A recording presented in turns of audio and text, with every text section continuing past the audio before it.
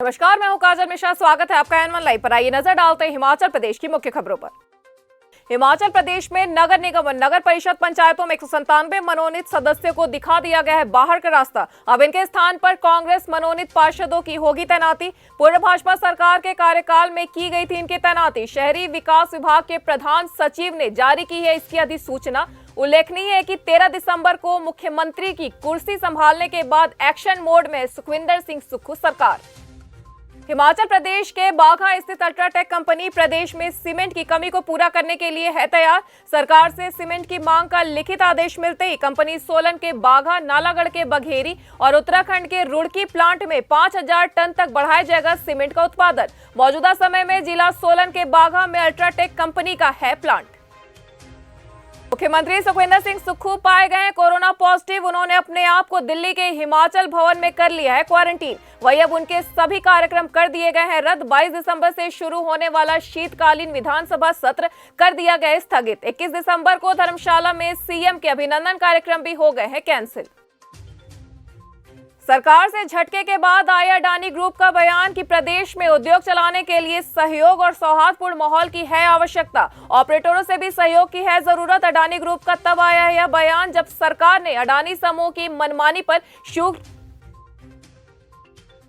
सरकार से झटके के बाद आया अडानी ग्रुप का बयान कि प्रदेश में उद्योग चलाने के लिए सहयोग और सौहार्दपूर्ण माहौल की है आवश्यकता। ऑपरेटरों से भी सहयोग की है जरूरत। अडानी ग्रुप का तब आया यह बयान जब सरकार ने अडानी समूह की मनमानी पर शुरू किया है कसना सिकंजा और सिविल सप्लाई की आपूर्ति के लिए अल्ट्राटेक सीमेंट कंपनी को दी है अनुमति।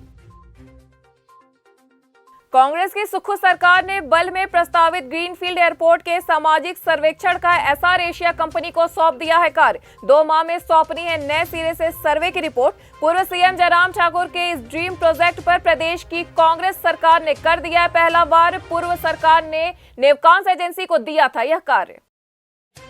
पीडब्ल्यूडी और एनएचएआई की लापरवाही से शिमला में तकरीबन 50 दुकानदारों के रोजगार पर छा गया है संकट। खस्ताहाल है नेशनल हाईवे की सड़क, धूल मिट्टी फाक रही है जनता और शिमला प्रशासन समस्या का पता होते हुए भी बैठा है हाथ पे रखे हाथ। धूल मिट्टी ने दुकानदारों का बर्बाद कर दिया है सारा सामान।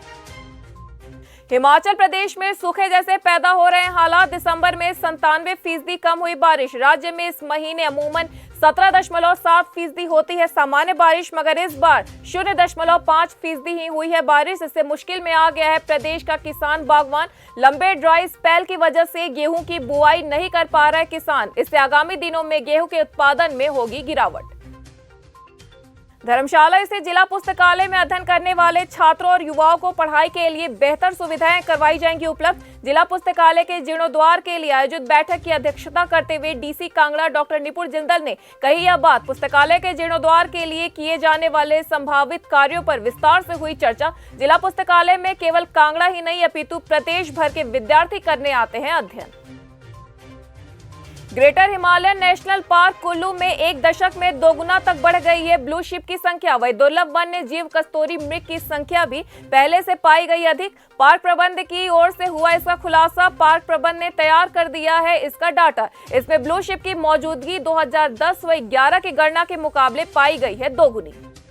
हिमाचल प्रदेश में इस बार व्हाइट क्रिसमस के नहीं आसार। प्रदेश में 1 सप्ताह तक मौसम साफ रहने के हैं आसार। मौसम विज्ञान केंद्र शिमला ने प्रदेश के सभी भागों में 25 दिसंबर तक मौसम शुष्क रहने की जताई है संभावना। वहीं मैदानी जिलों में 21 दिसंबर तक सुबह और शाम के समय धुंध पड़ने का जारी किया गया येलो अलर्ट। कई जिलों में धुंध ने बढ़ा दी है लोगों की परेशानियां। तो ये थी हिमाचल प्रदेश की अब तक की मुख्य खबरें। ऐसी तमाम खबरों से जुड़े रहने के लिए देखते रहिए N1 लाइव।